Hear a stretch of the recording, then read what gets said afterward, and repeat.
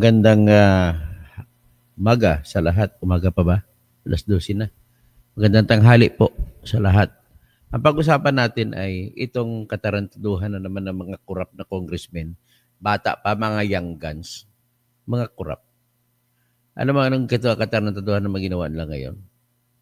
O bago ko yun isasabihin, nais ko munang sasabihin sa inyo na ako po si Toto Tirador at itong ating programa, pahiram ng cellphone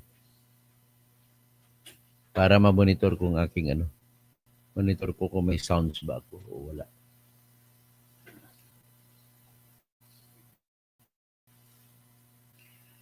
Ang kagustuhan nila ay masolo nila, bababuyin ng konstitusyon para maipasok ang mga kanilang mga gustong mangyari sa buhay. At ang gusto lang mangyari, number one po, ay nakakahiya man o hindi, gusto nilang manatili sa kapangyarihan. Yan po ang problema. So ngayon, ang diskarte nila ay gusto na palabasin na magaling si Vico Soto. Si Vico Soto ang ginagamit nila. Bata pa lang magaling na si Vico Soto. Kaya, hindi ba panahon na para pababaan naman ang edad na maging presidente? Pababaan ang edad na maging senador?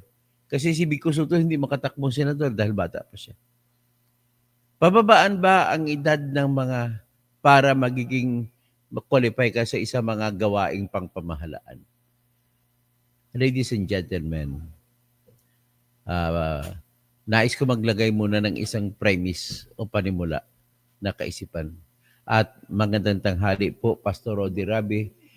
Ang pinakaunang premise ko ay ipagpatuloy ng lahat ng mga relihiyoso, pastor, pari, mga imam, ipagpatuloy po at saka mga taong hindi man pastor, hindi man pari, hindi man imam, ipagpatuloy po ang pagtuturo sa mga pagpamahal sa Panginoon. Ganun na lamang po ang pinakaunang solusyon. Number 2 po, ay nais ko lang sabihin sa inyo po na ang pinaka-surest way, pinaka-siguradong pamamaraan para magkaroon tayo ng magandang bansa, mayamang bansa na walang magnanakaw, ay ang tanging pagkakaroon ng mga opisyal na hindi kurap. Pagkakaroon ng mga mamamayan na botante na hindi kurap. Pagkakaroon ng mga bata na maayos ang pagtuturo. Ang lahat po na nangyayari sa atin, yung pinakamatindi, isa-isahin natin. Sa ngayon, ang flood control projects. Bakit? Matanong ko kayo, bakit si Sara Diskaya? Bakit si Elizalde Co? Bakit yung kapatid niya na si Christopher Co? Bakit si Wawaw Builders na si Mr. Valero? Valeria? Kaya niya tanggapin ang kontrata na papayagan niya na mababayaran na kahit ni isang pako wala pang ginawa. Bakit? Bakit maraming mga district engineer na pumapayag na magkaroon ng panggagago sa at pagkukunwari sa mga bidding? Bakit? May senador tayo na payag man lamang makipagtulugan tatabi ng sakama ng isang korap na district engineer. Tinutukoy ko po, ang nakakaasar pa niya isipin, si Joel Villanueva na wala pa naman akong pruweba na ganun nga, pero sa impression ko po ay na siya, sobrang korap na siya. Wait, son. Mamaya. So, ngayon, ang mga tanong bakit? Sobrang dami ng bakit. Bakit nakayanan nila bumuto? Yung mga may mga politiko na tumatakbo. Bakit sila namimigay ng pera sa eleksyon? Yan ang mga tanong na tinatanong ko ngayon at iyon po ay pumukaw sa aking isipan nang mabasa ko po na may grupo ng Young Guns ng Kongreso. Young Guns, bakit man tinawag? Tinawag na Young Guns dahil sa bata pa sila. Kasama dyan si Paulo Ortega, so young yet so corrupt. Ang iniisip niya, akala niya, tinitingala siya ng mga tao na inosente. Kakailan lamang pinresenta ni Ping Lacson. Si Ping Lacson isang corrupt na tao rin ito. Pero at least nagpupumilit siya na maayos. Kasi hindi pa malayo sa isipan ko, hindi ko makakalimutan yung isa sa nangyari sa buhay niya bilang isang police colonel. Colonel pa lang siya noon at naging general siya later on. Sa panahon pa ni Ramos ito, yung Kuratong Baliling. Ako po noon ay isang editor sa People's Tonight. Sa aming report po na hindi lang kuminsan, ay talagang sa aming analysis, ay buhay pa yung mga tao na sa loob ng van. Yung van na yun, armored van, na ginagamit ng bangko. May lamang pera yun. Kaya niratrat patayin yung mga tao sa loob ng mga kasapi ng Kuratong Baliling, na yung mga Kuratong Baliling naman ay mga grupo, mga tao na ang mga membro nila ay Kuratong Baliling ay pinatayo ni Ray Paruhinog na mayor ng Osami City. So, ibig sabihin, ano ba talagang solusyon sa atin? Ngayon, nagsigaw itong mga young guns na to. Mga young guns, ang unang-unang tanong ko sa inyo, Paulo Ortega, si Sia Alonto, mga bata pa kayo ha. Marami kayo dyan. Unang-unang tanong, paano kayo naging congressman? Ganun lang kasimple. Huwag mo sabihin sa akin na hindi kayo namili ng boto. Diyan pa lang, wala kayong moral authority para sa pagpapanukala. Akalain mo nagpanukala sila na babaan ang edad na maging presidente. Kasi sa kasalukuyan, sa ating konstitusyon, kailangan 40 years old ka bago ka pwede tumakbo pagka-presidente.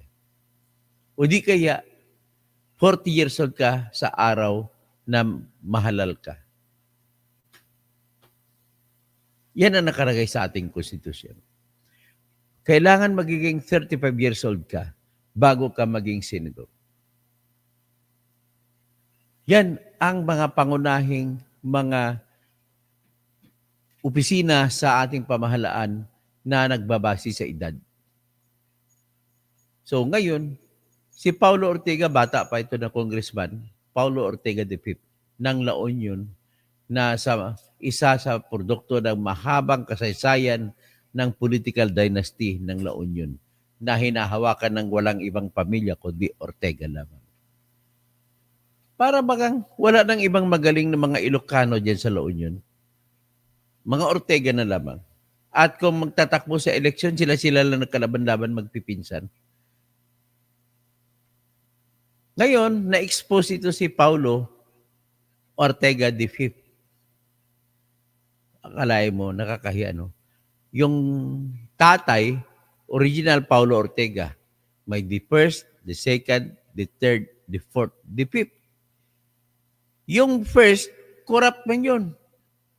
Tapos mag-second pa, magdugtog mo third. Hindi na mamatay ang korupsyon pag gano'n. Sa privilege speech po ni Panfilo Lacson, napakaklaro. Papakita ko sa inyo ngayon. Napakaklaro nung pinalabas niya na niyari ni Paulo Ortega ang Bawang River Basin para makapag-produce ng hungkag na flood control projects para kumita itong Paulo Ortega V. Ito, ipalabas natin. Bago tayo tumuloy ng diskusyon sa kanilang panukala na babaan ang edad ng para maging presidente at para maging senador. I-play natin. Partikular sa probinsya ng La Union, kung saan matatagpuan ang Bawang River Basin, na kung saan matindi ang congressional insertions. Sa tulong ng mga concerned groups and individuals, napansin namin ang bilang ng flood control projects na bagamat wala sa National Expenditure Program noong 2024 ay biglang tumubong parang kabute sa General Appropriations Act ng nakaraang taon. Halimbawa, ang construction of flood control structure along Bawang River Basin. 2 items lamang na may tig 50 million pesos ang nakalaan sa bahagi ng Nagilian. Samantalang ang bayan ng Bawang ay wala pong proyekto sa National Expenditure Program. Abracadabra, sa naipasang 2024 General Appropriations Act, nagkaroon ng 10 items na nahahati mula Package 1 hanggang Package 10 na may tig 98 million pesos ang biglang umusbong para sa Nagilian. Sa kabuuan, ang 10 packages na ito ay umabot sa 967.4 million pesos. Halos 1 bilyong piso kumpara sa 2 tig 50 million lamang sa 2024 NEP. Sa Bawang naman, 7 packages ang lumitaw na may magkakaparehong halaga. Ulitin ko lang, ang ibig sabihin ni Panfilo Lacson dito, sa Nagilian ay 250 million pesos lang ang nakagawa doon sa National Expenditure Program na panukala ni Ferdinand Marcos Jr. At naging 967.4 million nung binuo na nabuo na into General Appropriations Act. Itong batas na ito para sa Nagilian. So bakit hindi pinanukala? Sino may salarin? Alangan naman si Paulo Ortiga ay walang pakialam dito. Kasi sakop niya ito. So pag sakop niya, siya congressman, ang lahat ng ginagawa ng district engineer diyan, wag mo na sabihin sa akin na malinis ang district engineer ng La Union na mas malinis pa kaysa district engineer sa Bulacan. Pare-pareho lamang po yan. So, yan ang ibig niya sabihin. Na mula sa panukala ni BBM, sa kanyang budget na 250 million, ay lumubo sa 967.4 million ang project para dun sa Nagilian. So, bakit? Yan ang tanong, bakit? Kasi malakas yung congressman? Alalahanin nyo, ang unang pamilya po ni Ferdinand Marcos Sr. ay Ortega po. Maraming anak dyan si Ferdinand Marcos Sr. Ortega lang di minitbit na apelyido. Pero mga anak sila ni Ferdinand Marcos Sr. Okay? Dapat yung tandaan yan. That is a fact. O, ngayon, ang ipopoint out naman ni Panfilo Lacson ay sa Bawang River Basin naman. Nawala kahit isang proyekto pero nagkaroon naman. Pakinggan natin. 89 million pesos each. Sa kabuuan, ito ay nagkakahalaga ng 623 million. 89 million pesos each. Ulitin natin. Halos 1 billion. Sa kabuuan, ang 10 packages na ito ay umabot sa 967.4 million pesos. Halos 1 bilyong piso kumpara sa 2 tig 50 million lamang sa 2024 NEP. Sa Bawang naman, 7 packages ang lumitaw na may magkakaparehong halaga, 89 million pesos each. Dalawa lang 89 million pesos each. O ngayon, ano nangyari? Ito'y katotohanan na yung nakuha ng grupo ni Senator Panfilo Lacson. Kabuuan, ito ay nagkakahalaga ng 623 million pesos mula zero budget sa NEP ng 2024. Wala pa nga budget sa National Expenditure Program. O ibig sabihin, hindi nilagyan ni BBM ng proyekto ang Bawang River Basin. Zero, naging 623 million. At pwede matanong ba si Paulo Ortega, sino ba ito ang Silver Wolves Construction Corporation? Silver Wolves. Eh di ba ang wolves, ano ito, halimaw? Silver na halimaw? Sino ba ito Silver Wolves? Ha? Congressman Paulo Ortega de Pip? Tapos ito, zero budget ka pala, tapos naging 623 million. Siningit mo. Bakit may isisingit? Sa aming masinsing pagkalkal ay natuklasan naming isang kontraktor ang naawardan ng lahat ng packages na ito, ang Silver Wolves Construction Corporation. Oh, sino? Paulo Ortega, sino Silver Wolves Construction Corporation? Oh, pag-isagot mo nga naman ang tumatawag. Si Mike Americano. So ngayon, sino ba yan? Ito alamin ko sa aking AI kung sino may-ari ng Silver Wolves.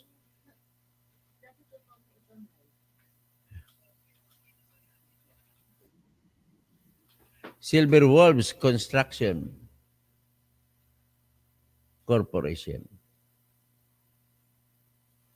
Sino bang may-ari? Ito, si Moises Tabukol. Sino si Moises Tabukol? Ang kanyang kumpanya po ay nakakuha ng 1.59 billion na flood control projects sa La Union. Hindi ba ikaw ang may-ari nito, Paulo Ortega ng Silver Wolves? Ginagawa mo lang dami itong Moises Tabukol? O di kaya kasabot mo si Tabukol na siyang totoong may-ari pero meron kang share sa lahat ng kanyang nakupo na kontrata. So, marami din pala siya na mga ghost projects nakalagay sa report na ito. Ang ibig bang sabihin, Paulo Ortega, ang dami mong ghost projects diyan sa Bawang at saka Nagilian sa La Union? Ha? Sagutin mo, Paulo Ortega. Tapos, may kunwari ka pa, may nakasloob ka pa na magapanukala kasama ang mga young guns mo ng mga kurap din na pababain ang edad ng para maging pangulo at para maging senador. Ha? Kinukunwari pa, kinakasangkapan niyo pa si Vico Soto dahil mabango si Vico Soto sa publiko. At tingnan mo, bababa pang edad ni Vico Soto, hindi siya pwedeng tumakbong senador dahil bata pa siya. At maging 38 lamang sa 2028. Kahit gusto namin siya maging pangulo, ganun pang katwiran ninyo. O ito, sige, patuloy natin si Ping Lacson. Distinct pa rin, distinguished colleagues. Ito ang nabanggit kong pork barrel insertions kanina, Mr. President. Meron pang mas matinding congressional insertions. Ipapakita ko sa inyo. Oh. Baco at Nauhan, Oriental Mindoro. Ayun, saka na natin pag-usapan yung Nauhan. Tanggalin muna natin. Tutok muna tayo sa kay Paulo Ortega. Ha? Sabi nga ni Soothing and Meditation, ang ugat ng Latin to si President Manuel Quezon. I'd rather want a country run like hell by Filipinos than one run like an angel by a foreigner. Grabe. Lumalabas pang mga foreigner pang may mas ano sa atin. Okay, balikan ko na yung mga bago ko ipagpatuloy, babalikan ko muna yung inyong, babatiin ko muna kayo. Salamat po si Pastor Rodi Rabi, si Andrea Gueco watching from Singapore. Tapos salamat po sa iyong palipad, no? Kababayan ko, kapitbahay, si Ma'am Bing Diboke. Good noon. Dr. Toto, stay safe and God bless. Yan, lumaki kami sa hirap sa Coronadal City. Mary Jane Acero, tama po, basta maayos ang serbisyo po sa government, basta mabuti ang gusto gawin sa bansa natin, madaming bata ngayon. Ginagamit kinakasangkapan, maraming naniniwala sa bata. Sa totoo lang, sa gitna ng matanda at bata, mas maniwala ka na lang sa bata. Kasi ang bata, kukunti pang korupsyon ang nalalaman. Ang korupsyon po ay nagsimula sa piso ng korupsyon. At kung masanay ka na, baliwala na sa iyo yung magnakaw ng milyonan na. Kaya tama lamang siguro ang panukala nila, Simulan sa bata. Bata na lang ang mamumuno. Nako, paano kung bata pa ay corrupt na? Natatandaan ko tuloy si Mayor Arsenio Lacson. Sa kanyang komento nang in-interview sa radio, Mayor ng Manila, nung buhay pa siya. Ang topic ay yung dating Senador Ernesto Maceda. Si Maceda noon ay konsihal ng Maynila. Tapos kinikwento ko anong ginagawa sa City of Manila. Kaya napasigaw si Mayor Arsenio H. Lacson. Sabi niya, so young, yet so corrupt. Hanggang ngayon, naririnig, hindi makakalimutan ng maraming mga tao na nakakarinig diyan. So, si Mercado Cathy, good morning. Good PM pala, Dr. Kausing. So, Argo, hello host. Si Edgar Song, yung Ortega na yan, apo ni Bobby Ortega alias Markang Bungo. Ganun. So, Bixby, these are what they call narcissistic intentions on the Constitution. If successful, it renders the law of the land as malleable. Ganda ng mga theories ninyo.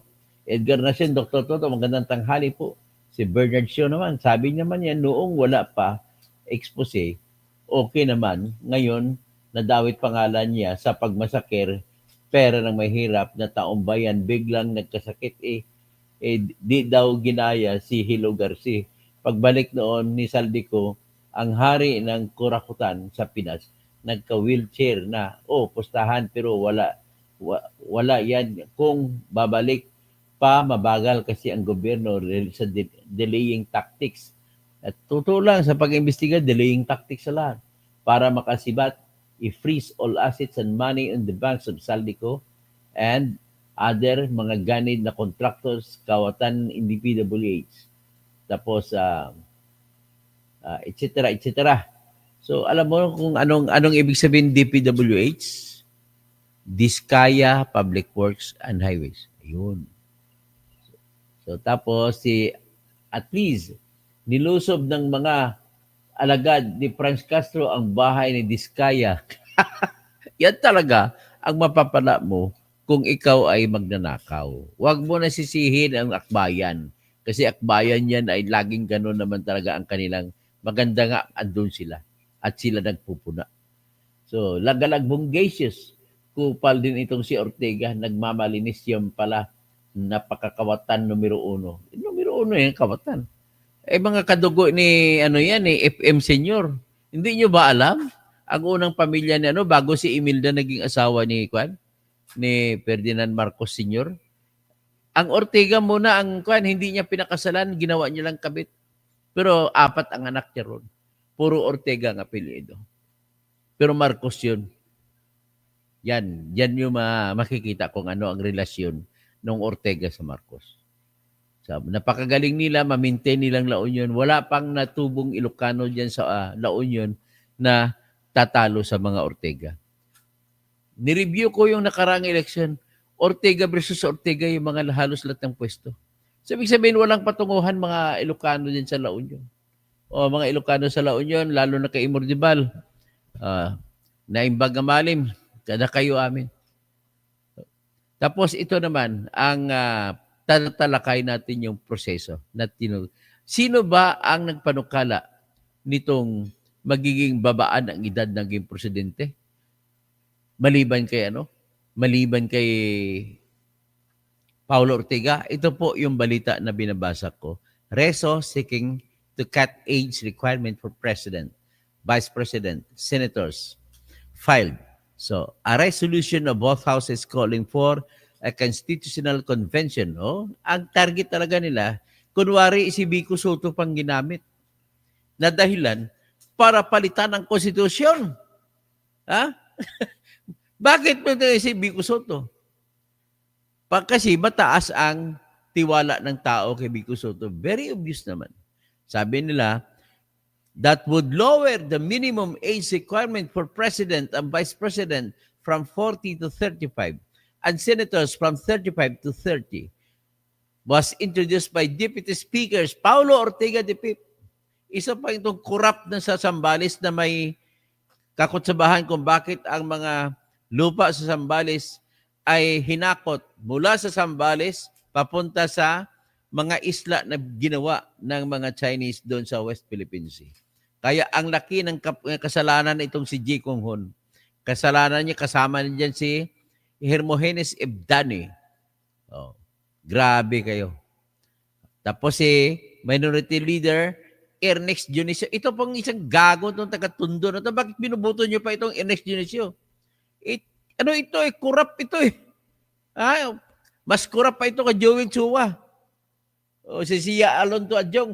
Corrupt din ito si Sia Alonto Adjong. Ang dami mong binili na boto dyan sa Lanao Sur noong nakarang eleksyon. Wala na tuloy. Wala ng pag-asa yung mga magagaling na Maranao na magiging congressman. Tapos si Rods Rodriguez, itong tatay nito, kontraktor ito. Rods Rodriguez, Rods Gutierrez, ng One Rider. Ginamit nyo lang ang One Rider party list na binuo ni Colonel Busita. Ang katotohanan dyan, ang tatay mo, Rods Rodriguez, Attorney Rods Gutierrez, ang katotohanan dyan, tatay mo, kontraktor, ikaw kontraktor din. Tapos si Eduardo Rama sa taga Cebu. Tapos House Committee on Public Information, Lord Dalsuan, nakagandi oro, corrupt din ito, numero 1. Nanguwiting mga young guns. Anong young guns ang tawag ko sa inyo? Hindi young guns. Tama ba young guns? Young guns! Tapos tatawagin ko kayo mga kunwari, kawawang cowboy. Kunwari, tumatakbo mga cowboy na walang pera. Para lamang kagigiliwan ng mga tao. So ngayon, balik tayo kay Rods Gutierrez. Ang tatay niya, kontraktor. Titingnan natin. Ang daming flood control projects na nakuha ng tatay niya. Alamin ko, who is the father of Rods Gutierrez? And what is the name of their construction company? And how much flood control projects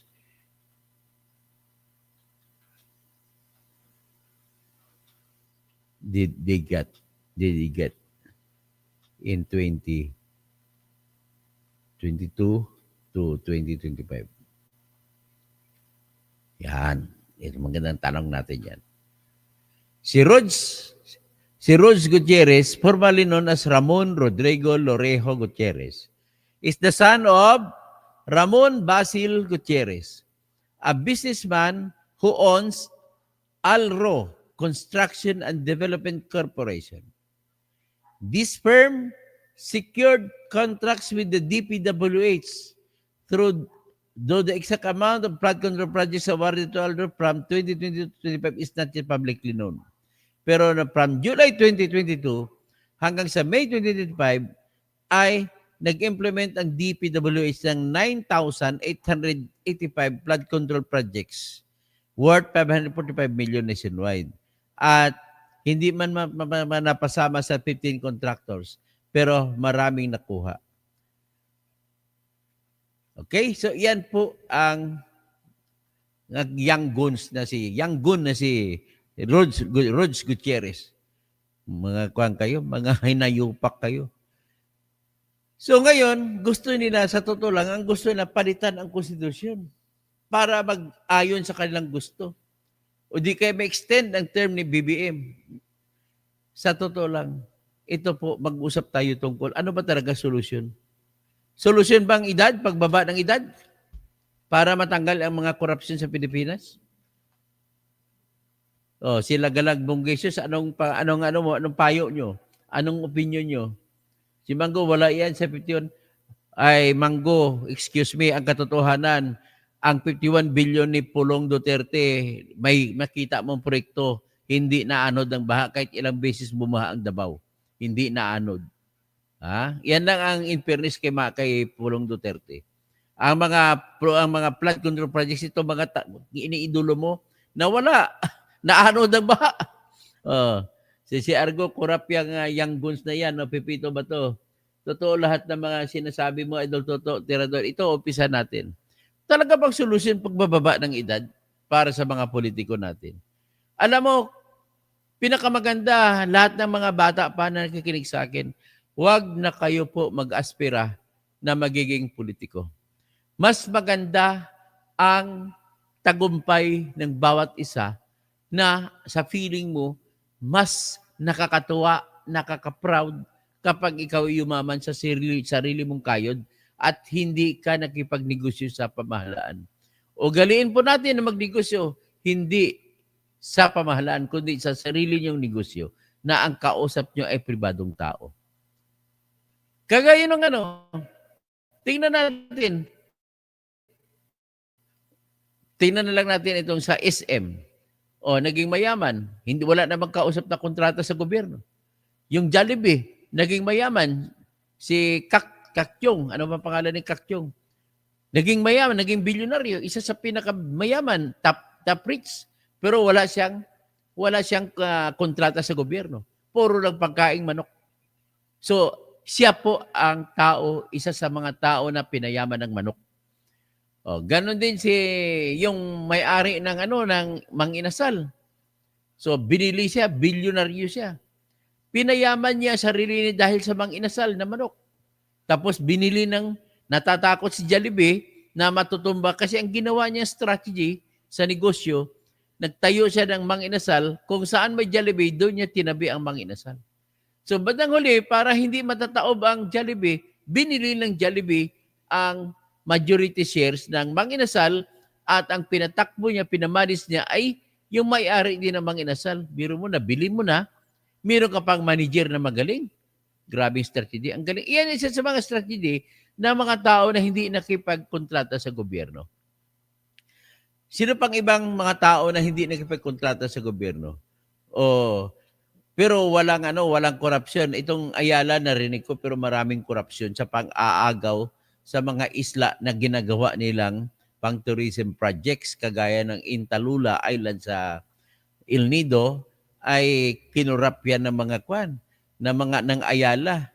Ginagamit din ng kumpanya na bumubuo sila ng kumpanya, kunwari hindi halata, na Three Nuts Corporation. Yan din ang umagaw diyan sa may airport diyan sa Rio Hotel. Yan din ginawa din ng Ayala yan, pag-agaw din at nagreklamo diyan, nagsampa ng kaso mga katutubo. Inagaw sa mga katutubo pa. So, kaya hindi ako bilib sa mga Ayala. So, ano pa bang ibang kabiliban natin na yumaman na hindi gamit sa yung Gokongwei, nanggaling ito sa bisikleta sa Cebu. Si Jan Gokongwei na yumaman at naging may-ari pa ng Cebu Pacific sa ngayon. Ang dami, wala silang kontrata sa gobyerno. Kung ang sukatan mo, marami ako may sa site na mga yumaman at hindi nakipagkontrata sa gobyerno. Pero hindi ko lang alam ang kanilang pangalan, pero hagilapin ko. Yan lang po ang aking masabi sa mga kabataan na nakikinig sa akin ngayon. Huwag kayo mag-aspira na tumakbong kung mayor, kung ano-ano. Tapos, pag maging mayor na po kayo, kahit wala kayong ginawang pagnanakaw, ay mag-iisip pa rin ang marami na may ninakaw ka. Naiba lang klase ito si Vico Soto, na maraming nag-isip na wala siya talagang ninakaw. Tapos, biro mo, tinumba niya si Sara Diskaya na bilyonarya. Pero maraming bilyon ginastos sa eleksyon. Pero 26,000 lang ata nakuha, no? Na boto. Ang boto ni Vico ay 600 plus thousand. Grabe. So, yan po ang aking example na mas maganda pa, yung mga bata sa ngayon ay huwag na kayong pumasok sa pamahalaan. Kasi ang pamahalaan po, yan po ay ginawa na ng Panginoon yan para sa mga kurap. Ngayon, kung ang sistema natin ay korupsyon, may ibang solusyon dito, itatalakay ko lang ba ng huli. Pero hindi po ito solusyon yung ginagawa ng mga young guns na pababae ng edad para maayos ang pating pamahalaan. Mismo yung nagpapanukala, kurap. Oh, sino ba sa lahat ng young guns niyan na binabanggit nyo, puro corrupt yan. Walang maayos diyan. Nananalo lang kayo sa eleksyon dahil namigay kayo ng boto, namili kayo ng boto. Ganoon lang kasimple yan. Bakit? Sino bang sa gaya ni Paulo Ortega, sino bang lalaban sa kanya diyan sa sa La Union? Ortega lang, kapwa niya Ortega ang pwedeng lumaban sa kanya. Kung matalo man siya, Ortega pa rin ang papalit. Ang isa lang ang Ortega ang alam ko na magaling. Alam mo sino? Yung namatay na si criminal law professor. Si Ortega. Ang galing na professor sa criminal law. Pero hindi niya napakulong mga kamag-anak niya ng mga Ortega.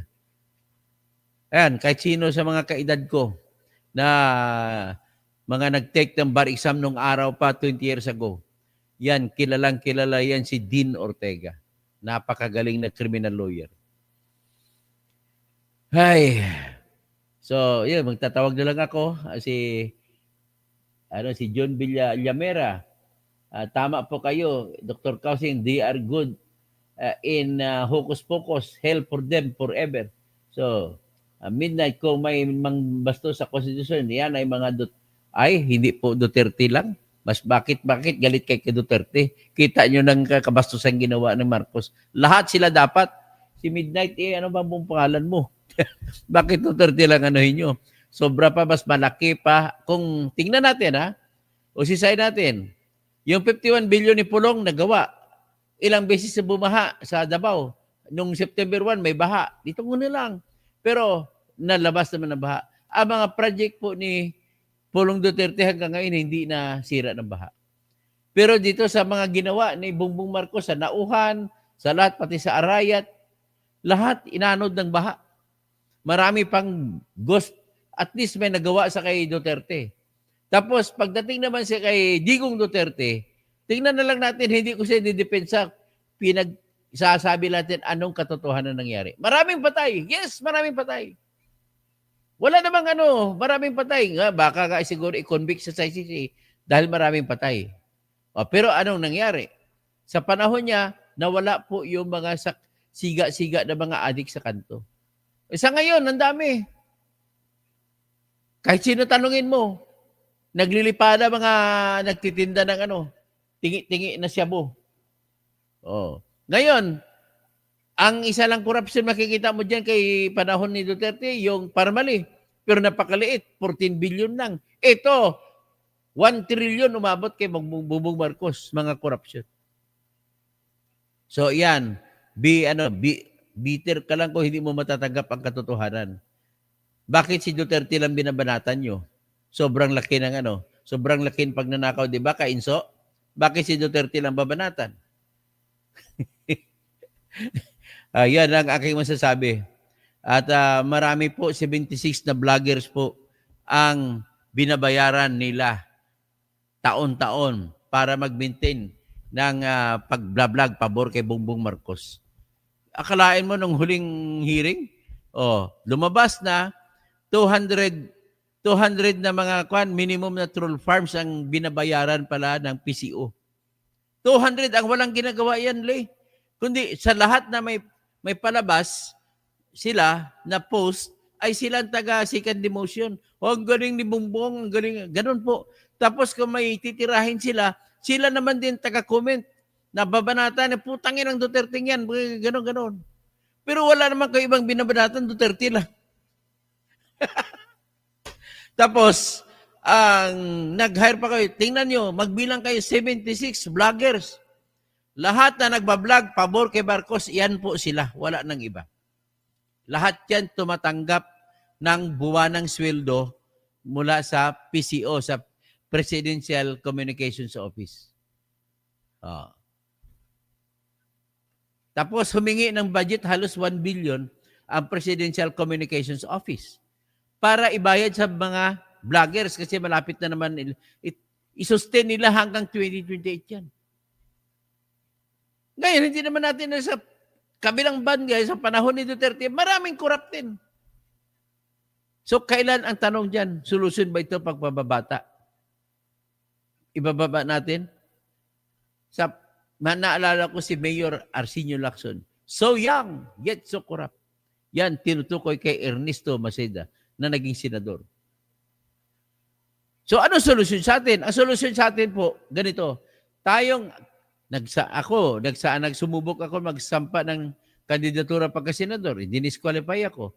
So, it is much better na tumahimik na lang ako at magpupuna na lang ako sa inyo. Kasi kung senador ako at magpupuna ako, wala akong moral authority magpuna. Kasi kasama ako sa korupsyon. Dahil ako'y opisyal ng bayan. Ganun po siguro ang gagawin na lang natin. So let us focus on, kagaya, matanong ko lang kayo, ano ba talaga ang dapat gagawin para matanggal ito? Okay, sabihin ko na, kailangan baguhin natin ang ating sistema ng katarungan. Number 1 yan. Pag mabago ang sistema ng katarungan natin at masiguro na lahat ng mga nagkasala ay napaparusahan, saka palang unti-unti magbabago ang mukha ng bayan. Ang tapang niyan, nagnanakaw kasi ang inisip lang, kayang bayaran si piskal, kayang bayaran si judge, kayang bayaran kahit anong korte, kayang bayaran. Sabi nga ni Atong Ang, kahit Chief Justice, kaya niya eh. He will just name the price, I will pay you. Parang gano'n ang sistema. Kaya walang takot si Atong Ang magpapatay ng mga sabungero. Umabot tayo sa gano'n. Kaya the only solution here is, ladies and gentlemen, only the system of justice na may siguro natin na kung makasuhan ay may karoon patas na desisyon at ang lahat na nagkakasala ay nakakasuhan. Pero sa ngayon, tumakbo pa yung si Vizcaya, tumakbo si Saldico. Ngayon, ng bandang huli, si katapatid niya si Christopher Co. Nagpatayo ng stage diyan sa Peñaranda, sa Albay. Nasira ng ulan. Akalain mo bakal ang pundas, bakal ang trusses, ang structure, tapos naumulan lang, pinatong yung luna sa ginawa niyang stage. Ayun, gumuho yung truss. Supposedly kapag truss ay hirap na, hindi na mababali yan. Ibig sabihin, paggawa niya ng truss, doon pa lang may problema na. Substandard ang bakal na ginamit. Naku. 96 million yun, yung presyo na yun. Christopher Quito ko. Si Sir Temi, kumusta? Good morning, mabuhay po kayo. Death penalty. Ang problema, kahit may death penalty tayo, hindi rin napapatupad ng batas. Wala rin. Kasi bakit? Pag hinuli, pera-pera lang lahat. Hindi na papalabasin pag nahuli pa lang ng pulis o pag mahuli pa lang mga investigation, tatapalan na kagad yan. Ganun po. Kaya itong pagpipili ngayon ng ombudsman, pinipilian kung sino, nag-apply dyan, si Boying Rimulya, sabi ng mga Maranao, matanaki, dadon tano pag-asa. Wala na tayong pag-asa. Paano ngayon yan? Sabi naman ng Ilocana, Jack maawatan. Ano nangyari? So, iyan ang ating pinaka-problema. Itong si Midnight, sabi niya, kalbo. Di Sara, tumahimik kayo. Ba't si Sara na tititingnan mo? Ba't hindi mo tinitira si BBM? Midnight? Bakit kayo mga vlogger? Anti-Duterte.